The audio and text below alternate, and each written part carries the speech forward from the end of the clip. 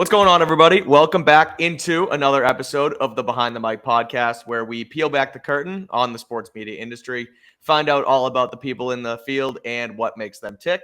For episode 9, I am joined by none other than the king of Bruins Twitter, Boston.com's Conor Ryan. Conor, before we get into it, before we get through your story in this industry, thank you for joining me. I appreciate it, and more importantly, how you doing today? I'm doing very well, Mike. Thank you for having me. Happy to talk about industry, the path to get to where I am, firing off terrible memes on Twitter. I'm happy to map out the whole story for you. So thanks for having me. Perfect. I love it. That's where I want to start is actually have you sort of map out that whole thing in a segment that I call resume time, which is the floor is yours to do exactly that. Walk us through the, sort of the resume, where you've been, the stops you've been at, and just, how you got into each one, how it started, what you learned, stuff like that. Yeah, let me bring up my LinkedIn page. No, Love I'm just it. kidding. No, I mean, for me, it started, in college. Went to a lovely little institution called Boston University. Shout out Love it. BU. And I mean, early on, like I didn't really, I didn't set out like a path to be a sports writer like from high school. I pretty much whittled down my path of like, all right, I'm really terrible at math and science, and I love sports. So naturally, one thing, fell in front of the other there. But at BU, worked at the student paper, which I think is an essential part for anyone who wants to get into the industry. I think you can learn a little bit about the principles of journalism and sports journalism from classes, but until you get that hands-on experience of working for a paper or covering games, taking the lumps along the way of like, I remember the first time I had to do like a phone interview with a coach, I was like, just staring at the phone, those like, growing pains or bumps along the road that every, I think, young journalist has. You don't get that through just like going to class, going to a lecture hall where you're watching March Madness as the lecture goes on. So, I went to BU, covered the BU hockey team for the Daily Free Press, the student paper there. Moved on, did my first kind of major internship post grad was at the Cape Cod Times for the summer of 2015, which a really appealing gig there of just watching baseball in Chatham for the entire summer. So, did you grow up around here? Yeah, I grew up in South Boston. So, okay. So plenty of times the accent comes from too. Then, okay. Yes, exactly. Yeah. So, but plenty of times, obviously down the Cape, down Dennis, all those kind of spots throughout growing up. So just going down there for the entire summer, living down there and covering, some of those top baseball, talents in college, and having that access was great. So that was a great way to kind of build that resume, and then moved on from there to Mass Live. Got an opportunity there in the fall of 2015 with their high school team. And I think that's another one that's essential for any young writer is, everyone I think graduates and wants to jump right into like pro sports and all that. And the opportunities there, it's great. Take it. But I think to learn, about, communities, building sources, interviewing high school kids, interviewing coaches. It's like, it's one thing where you're covering like a Patriots or Bruins game and you got like all the stat sheets there. Everything's documented online. It's a lot different when it's a Friday night high school game and everyone's on all over the field. You got to find the coach. You don't know what the hell he even looks like. Those are the things that I think are important in terms of like building that kind of toolkit, I guess, for a journalist. So did high school sports for a couple years for Mass Live, started getting involved in Bruins coverage there with them. And then I was there through 2018, got the great opportunity. Greg Bernard reached out to see if I wanted to be the Bruins writer for Boston Sports Journal. And so I did that all the way up until January 2023. So I've been covering the Bruins pretty much full time since the 2018-19 season. Great timing there because that was the year the Bruins obviously went all the way to the Stanley Cup final. And kind of just been covering the Bruins ever since. I had the opportunity to move over to Boston.com in January 2023, and I've been there since. Focusing a lot on Bruins, doing a lot of like feature coverage there, game by game kind of stuff. But Boston.com is also great because it lets me kind of do a little bit of everything. Like I'll be at Patriots minicamp later on this week. I will be at the PWHL final up in Lowell for women's hockey as well. So and again, the NBA finals is next week, which I'll be there for that. So it's Boston.com is great where it lets you focus in on kind of your main area of what you like to write about, but it's no shortage of things to cover and all that stuff. So that's kind of where I've been since then. So that is my not brief, not succinct rundown of how I got to this point, Mike. No, I love it. That's perfect, and it's I like that aspect of kind of what you guys do too. Like Kari Thompson on your team, he he He's focuses awesome. on Celtics, but he's around us too. So like I see you guys down down in Foxborough as well. So it's cool. That's actually kind of what I want to ask you is Bruins like Bruins is obviously your number one, but is that also are they also your favorite team in the area? Is hockey your favorite sport? Has it always been? And on top of that, being a reporter slash writer slash journalist, kind of all wrapped in one. Do you find it difficult to separate that fandom of a team? When you're also trying to report on them.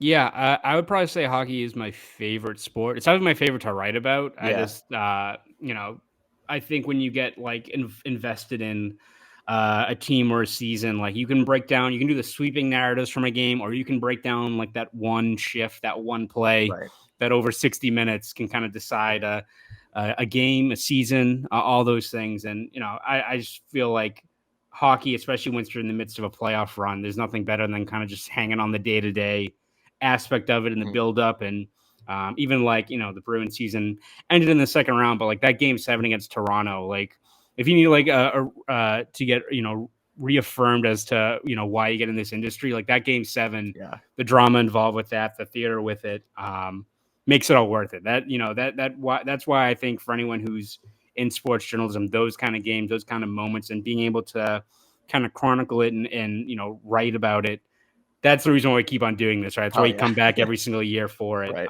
And it's just, I've always loved hockey. I love the drama that comes with it, working with the athletes who are always, I think, very gracious with their time, have a lot to offer beyond just talking about hockey. I feel like those are, I think every writer agrees, sometimes the best stories that have nothing to do with the actual sport you Yep. talk about.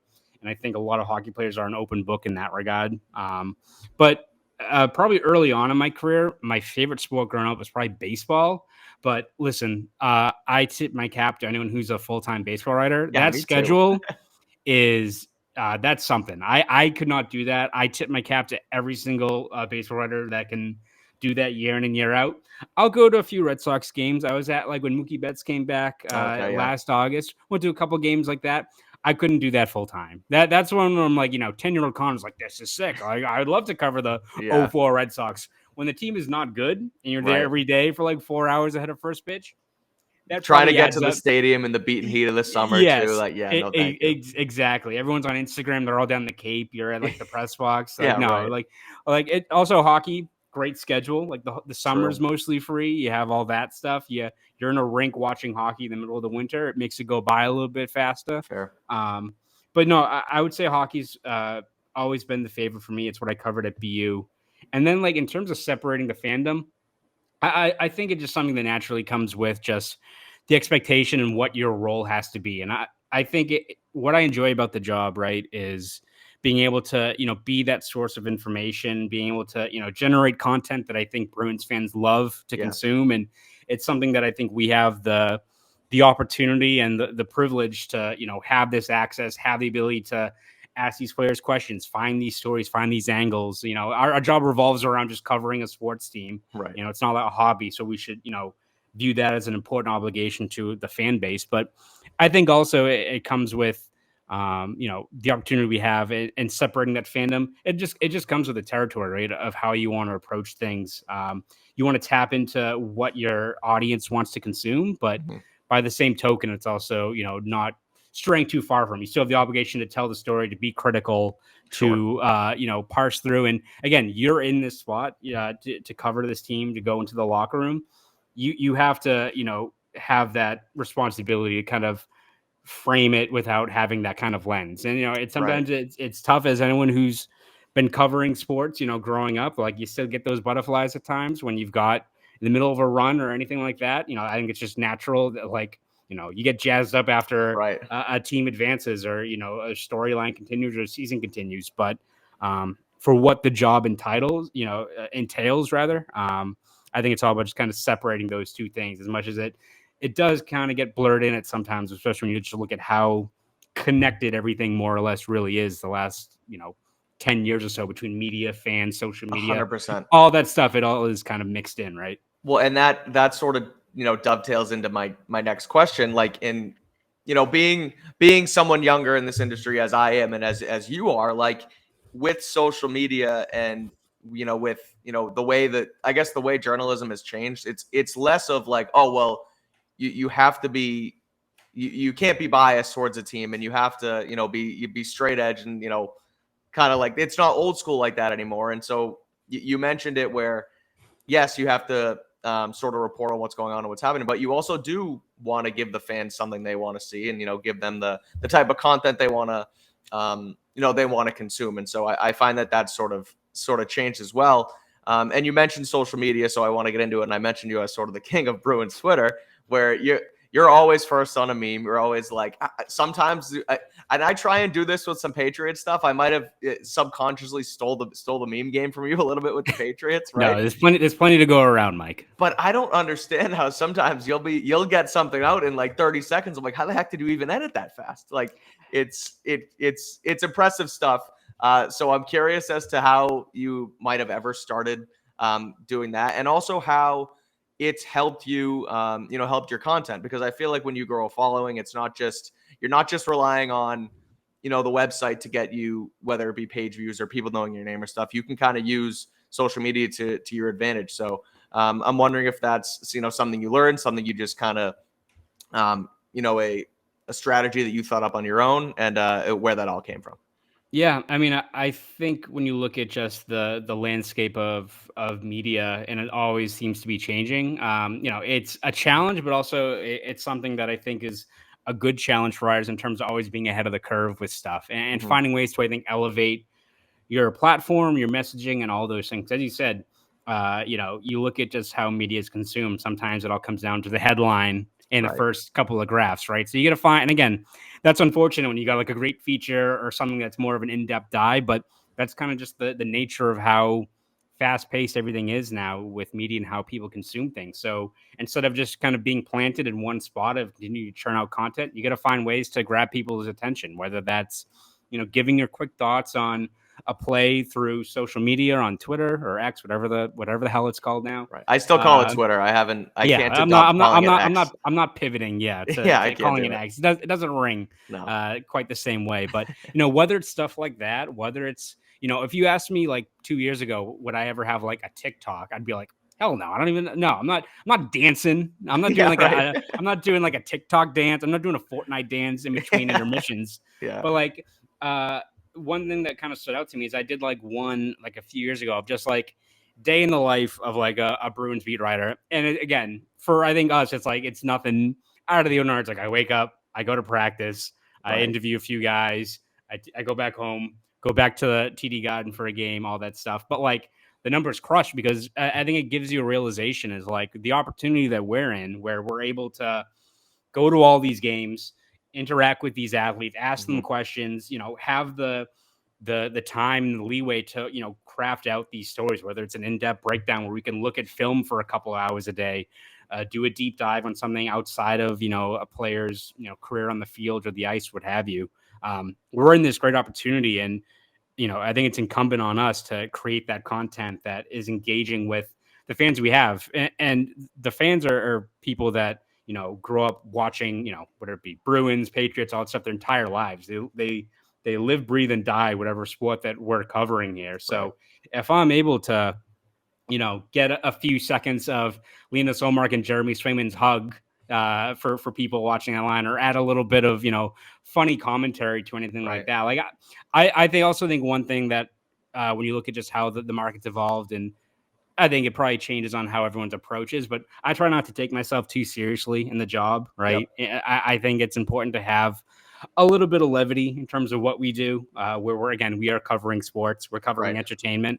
Yeah, this isn't the And Pentagon, right? yes, Tom exactly. Curran said that to me on episode 2. He's like, we're not covering the freaking Pentagon here. Like, let's relax. Exactly. So, whether it's lineup changes or a gaff on the ice or anything like that, I think being able to inject a little bit of humor, a little bit of levity when it's there, and let people know you just don't take yourself too seriously in this job. And I think that all comes down to just how the the media marketplace and our professions have evolved a little bit. Like you have to kind of be a jack of all trades. One day you're doing an in-depth feature. One day you're firing off a breaking news story. One day you're crafting a bootleg meme. Another day you're making a TikTok, and it all just comes with the job. And I love that that's part of what the gig entails, is always trying to adapt on the fly, stay ahead of the curve. And I think at the end of the day, it's all about doing what you can to elevate your platform and give your audience the best possible content out there. Because I think it's one thing to write a practice report, another thing to get a video feature or something that really peels back the curtain and show people more about the team that they love. That's all what it comes down to. It's all about community and what these fans and this audience loves, and it's about the sport that you cover. So you better make the most of it.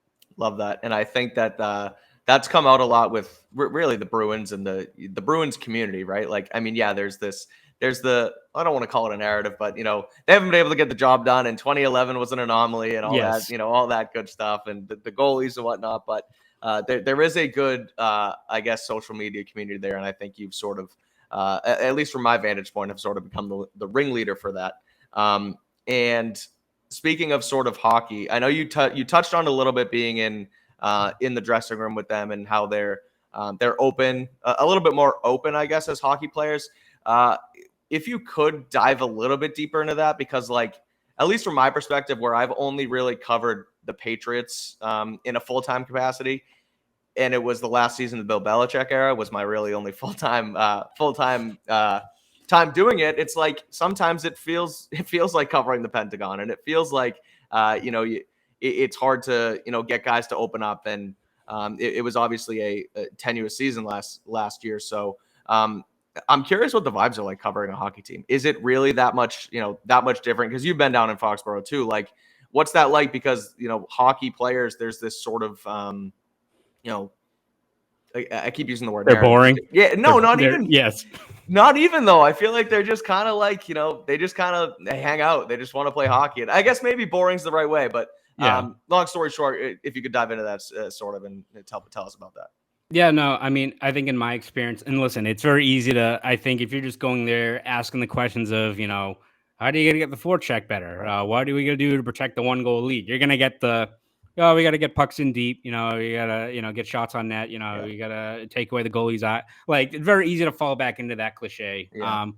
But I think it's all about, one, it's all about building relationships with guys, whether it's just, shooting the shit, before an interview or stuff like that. And then it's all about kind of finding what guys gravitate towards. Like, as much as I think people view pro athletes as robots, and like, listen, these are uber competitive, well-trained athletes that are focused on usually a singular goal during the season, but these guys don't eat, sleep, and breathe hockey or football or basketball, whatever it is. And I think when you're able to find something that you can talk about outside of it, those are when the best stories come out. That's when guys open up. Like, I think guys would much rather, if you got 5 minutes at a time, would rather talk about,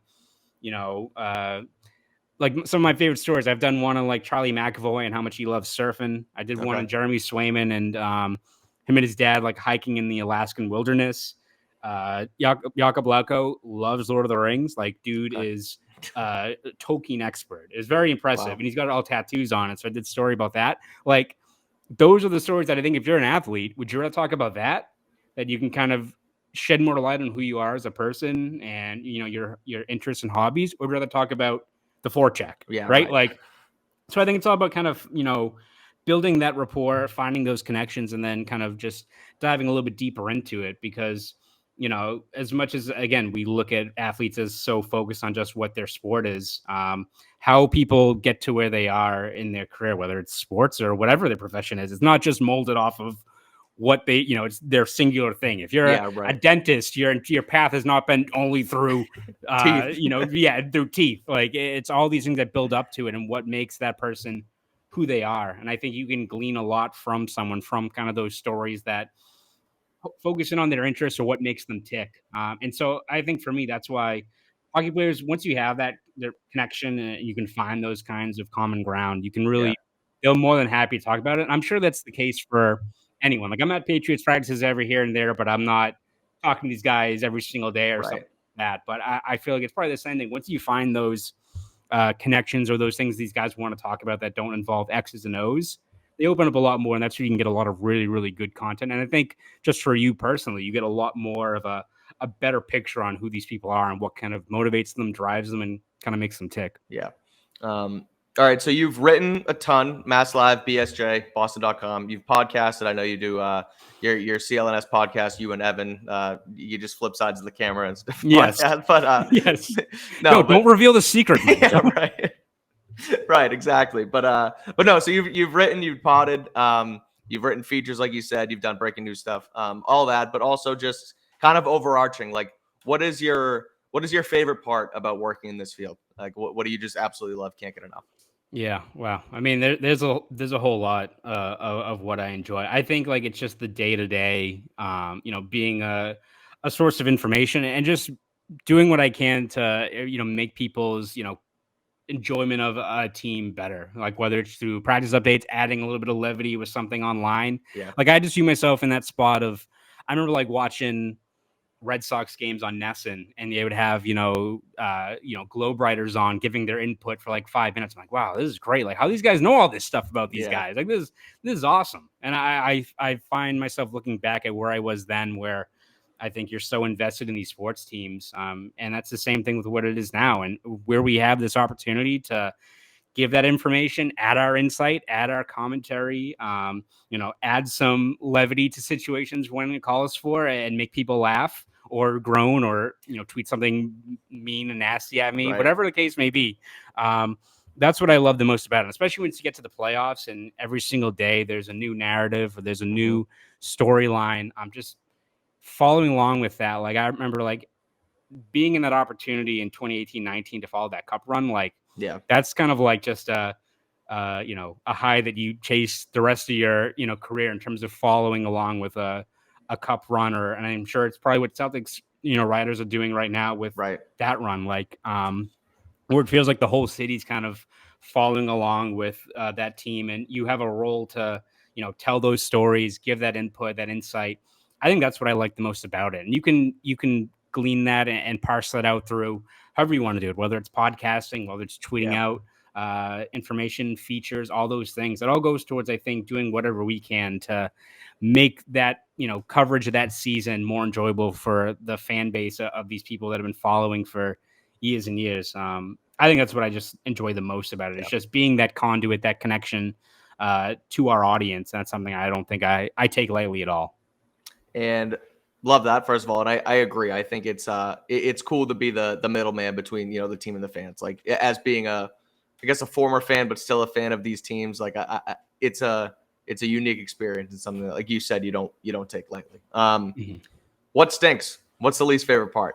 And I preface this every time with we're covering sports for a living. Like it's one of the greatest jobs in the world. But what is something that people wouldn't think kind of is a pain in the ass? But what is your least favorite part?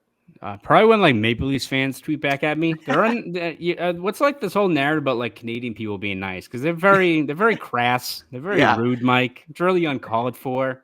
I'm not even targeting them. I'm tweeting about David Pasternak's goal, and they're just tweeting just hogwash at me. Like I don't appreciate that. But no, I mean as a whole, there's really not a lot of negatives I view. Like sometimes it can be hectic in terms of just the schedule of like you're going from flying from Fort Lauderdale all the way up to Boston, hopping in your car, going to like Hanscom Air Force Base to grab the Bruins for their team playing for a story. But like those are the things that can add up, I guess, over the course of a season. But it's all in perspective, right? Yeah. We're still covering sports. I'm not performing brain surgery. I'm not, have lives at stake of what my job is. I'm not, doing anything like that. Right. So I would probably say those things can add up. Like once you get to, I remember like 2019 by like game 7, I think I was like taking a nap in between like the morning skate and actual games just to get through it. But those things you take in stride, right? That is a slight hindrance at times to what is a job of a lifetime, without a doubt. Love it. All right, before we get into our final fast 5 questions to finish this thing off, I'm curious, what do you think what's next for Conor Ryan? And not that you're gonna up and leave Boston.com, but like is there any do you have any farther sights in mind? Do you ever want to go national? Do you like Boston? Like what do you think is next in terms of maybe your career path? Yeah, hopefully it's staying here in Boston. Boston's home, and I think for me, like being in this spot right now, and hopefully continuing to expand that coverage, especially in terms of Bruins, and just building that following is kind of what my main focus is. Because Yeah. I don't know, like I think for me in this job and why I love sports, I think it all comes down to or it goes back to community, right? And I think everyone has their own path to how they became a fan, but I feel like it all comes back to go into a Bruins game or a Red Sox game with your family members or your Yeah. friends, and that's what all ties back to. And I remember going to those games as a little kid. I remember I first read the paper with my grandmother, who's the biggest sports fan I know, who is a key reason why I'm in this spot. That's awesome. Yeah. And to be in this spot now where I'm able to carry that forward and tell these stories, and hopefully I think connect and resonate with these fans who all have been on that same path as me. It might be different of how they got there, but to be part of this community, to tell these stories, there's no place I'd rather be than where I am right now. Yeah. So continue to build off of it and continue to expand and evolve as I'm sure the media market will continue to change. But Yep. I'm right where I want to be, telling these stories in this city. So. Love it. Awesome. All right. Before we get you out of here, fast 5 to finish. 5 rapid fire questions. Okay. Before I let you go, you mentioned it's all sports. It's what you loved ever since you were a kid. But what is your favorite thing to do outside of sports? Jesus, probably just work. No, Yeah. I would say travel. Okay. Me and my fiance try to go to a whole bunch of different spots every summer. We're big credit card point people, so Love we're it. always trying to find ways to navigate through those things. But yeah, if I'm not working, I'm usually either traveling, going to a national park, hiking, stuff like that. So something to change it up beyond just going to a rink every couple of Yeah. days. What is the most memorable moment you've had covering sports in your career? I would say I've been very lucky to cover quite a bit. My favorite game was actually 2021, the Islanders' first game. That was the first game after the COVID restrictions were lifted. So it was the Yeah. first Okay. time in a full house. David Pastrnak scored a hat trick in that game. I remember someone tweeted at me that across the street at Sullivan's Tap, they tapped like almost all the kegs by the second period. People were just out and about. That's I just awesome. remember that crowd. And then Yeah. again, it goes back to the community thing. Like everyone as one after all that we all went through the year prior to be back in the stands together celebrating and just taking that in once again. That was left me speechless. That was unreal. That's cool. What is the best advice you've received in this field? I would say always keep on evolving. Keep on evolving, trying to find ways to branch out, be the first one in the door, not be the guy that's trying to catch up. And I also think a small, slight one is be empathetic, Mhm. be kind, be Yeah. gracious, know your place. And I think that goes a long way. We all are in this kind of weird, twisted, messed up kind of industry. But Yep. if you operate with, empathy and compassion, and do all those things, I think it opens up a lot more doors for you. Awesome. You mentioned that when you went to BU, you didn't know exactly what you wanted to do, but it kind of seems like it was a journalism path. But if you weren't in journalism or sports journalism, what do you think you'd be doing for a career? I would probably be like just sunning myself at the beach down at like Sullivan's Castle Island. I dead serious. Okay. I have no idea what I would do. That would be an interesting to see how that path would have changed. But I got no answer for you. I would probably just be chilling at You'd be Sully's. selling hot dogs at Sully's. Yeah. I wish that is the dream. Yeah. All right. Finally, last but not least, Conor Ryan, what is your favorite pizza topping? Favorite pizza topping.